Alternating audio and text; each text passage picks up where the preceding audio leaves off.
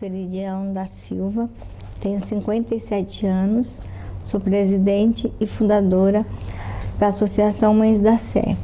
Esse trabalho ele nasceu a partir do desaparecimento da minha filha, que desapareceu no dia 23 de dezembro de 95. Ela saiu de casa por volta das 20 horas e foi na casa de uma colega que estava fazendo aniversário naquele dia, só que não tinha festa.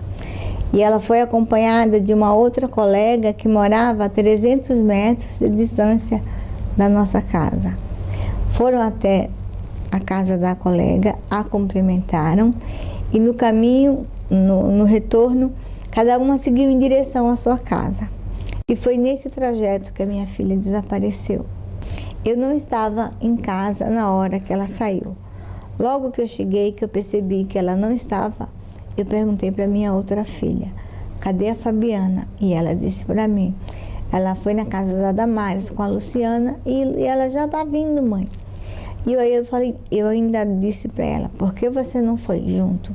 Ela disse, porque ela não foi sozinha, ela foi com a Luciana. E logo em seguida começou a cair uma chuva muito forte. Aqueles temporais de verão. Eu deduzi que ela estaria esperando a chuva passar para voltar para casa. Quando a chuva passou um pouco, eu peguei um guarda-chuva e fui até a casa da colega, que elas saíram juntas. Quando eu cheguei lá, eu bati palma e falei para a menina, eu vim buscar a Fabiana. Ela disse para mim, a Fabiana já foi embora faz tempo, tia. Falei, como se ela não chegou em casa? E é um local que é um caminho reto. Não tinha como ela fazer outro trajeto. E aí, na hora você não pensa no pior. Você pensa que, como eu trabalhava fora, eu estudava, né? E ela tinha 13 anos, né? Eu lembro que eu ainda falei para minha outra filha, se você estiver escondendo alguma coisa de mim, você vai apanhar também. Ela disse, mãe, eu não estou escondendo nada de você. E aí logo em seguida chegou a mãe da menina, junto com ela, e a irmã. E aí a gente fez um pequeno mutirão de pessoas e fomos procurá-la nas imediações das ruas próximas da nossa casa. O primeiro lugar que eu fui me certificar se ela realmente tinha ido lá foi na casa da amiga que estava fazendo aniversário. E a mãe da menina falou que elas realmente estiveram lá, que elas não entraram por causa da chuva que estava se formando, que ela ainda as convidou para entrar porque ela tinha feito um bolinho, ia cantar um parabéns para a menina. E ela disse que a minha filha falou assim, tia, eu não vou ficar porque a minha mãe não está em casa. E se a minha mãe chegar e eu não tiver, ela vai brigar. E aí eu comecei a procurar nas ruas e para todo mundo que eu encontrava na rua, eu perguntava se alguém tinha visto minha filha sendo abordada ou conversando com algum estranho, ou até mesmo pegando carona de carro com alguém, né? Porque a gente tem que acatar todas as possibilidades.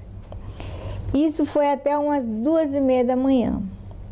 Aí eu acordei o pai dela e eu falei para ele, nós vamos até a delegacia, porque a Fabiana desapareceu. E aí nós fomos até a delegacia. Eu nunca tinha ido numa delegacia de polícia. E eu achava que quando eu chegasse na delegacia, eu ia ser tratada com respeito, com dignidade.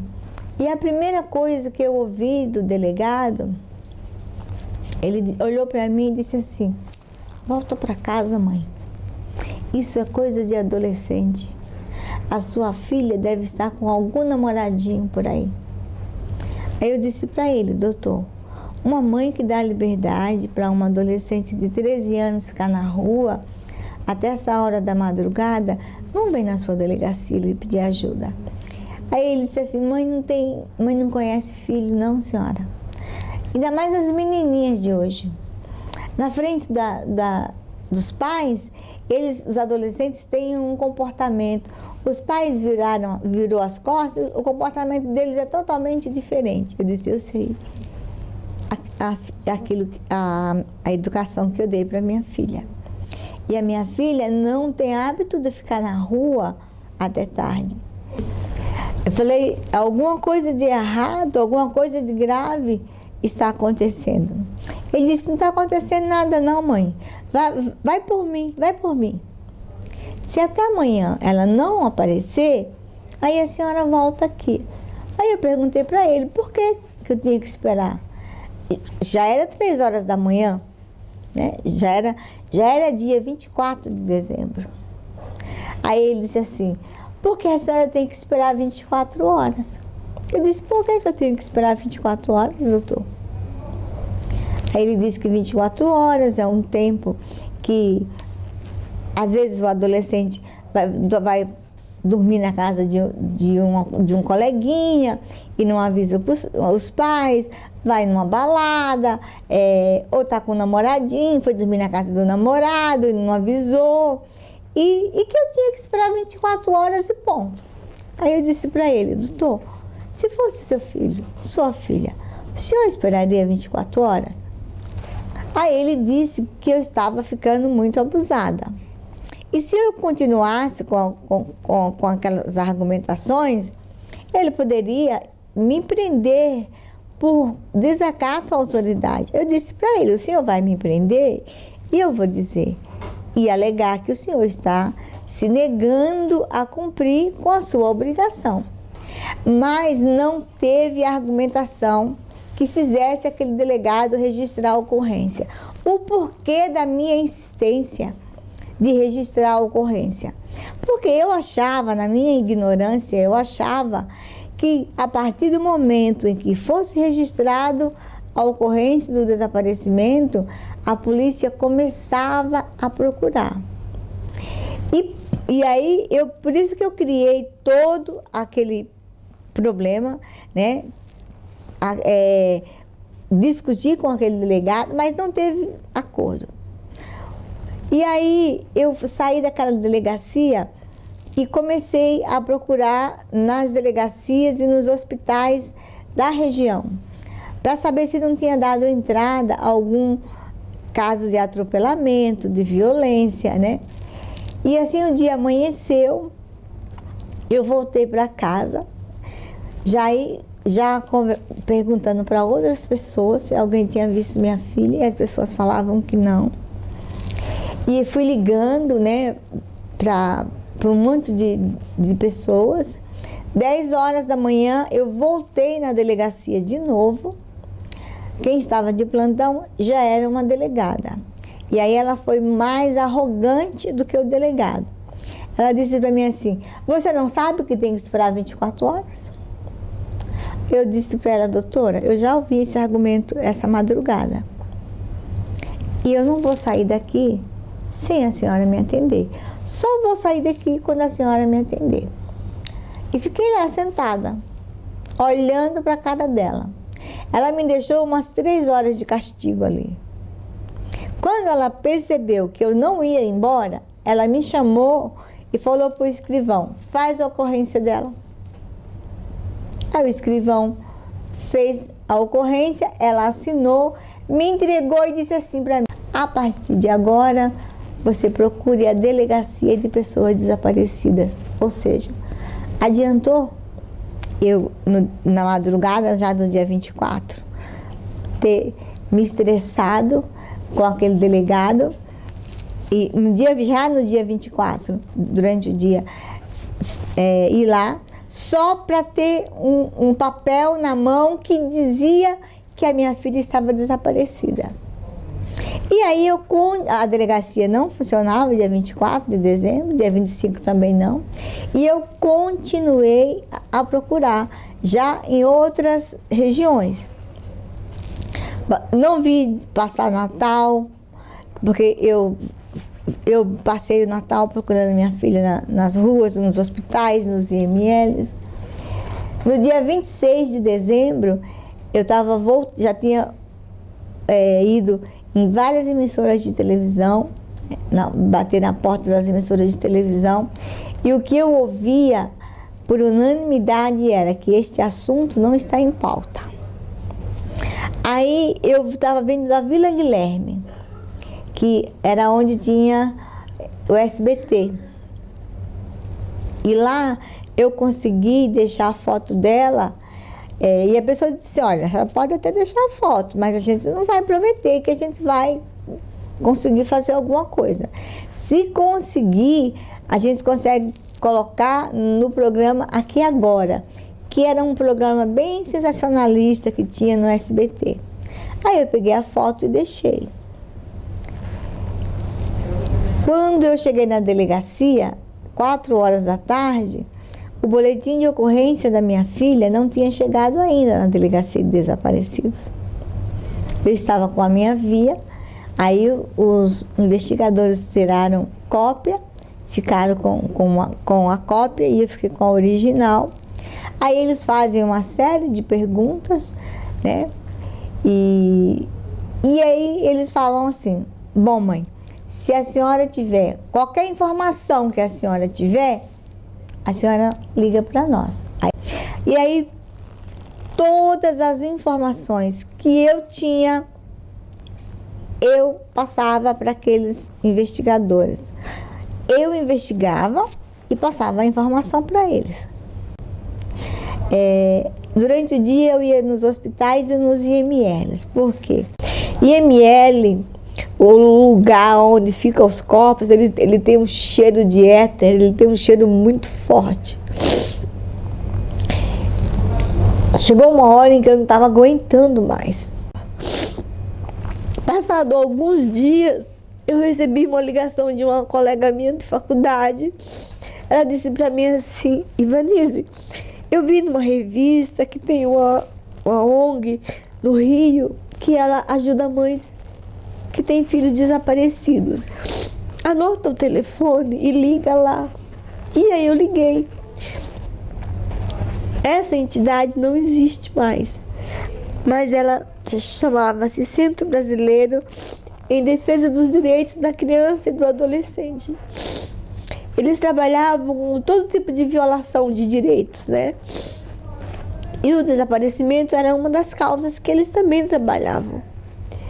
E eu liguei e eu lembro que quem me atendeu foi uma mãe, uma das mães de Jacari. As mães de Jacari são mães de 11 adolescentes que desapareceram juntos. Eles foram sequestrados, na verdade. Ela me instruiu, ela disse, você vai fazer uma carta, você vai mandar uma cópia do boletim de ocorrência, você vai fazer um breve relato de como aconteceu o desaparecimento da sua filha, mande uma foto e um telefone de contato. Me passou o telefone, o endereço do Centro Brasileiro, que ficava no Rio, ali bem no centro, na Cinelândia. E eu mandei a correspondência. Passado umas 3 semanas, eles me ligaram chamando para participar da novela Explode Coração, que a Glória Pérez ia colocar dentro da novela depoimentos de mães que tinham filhos desaparecidos. Eu gravei a novela no sábado, na outra semana, na quinta-feira, foi ao ar o meu apelo.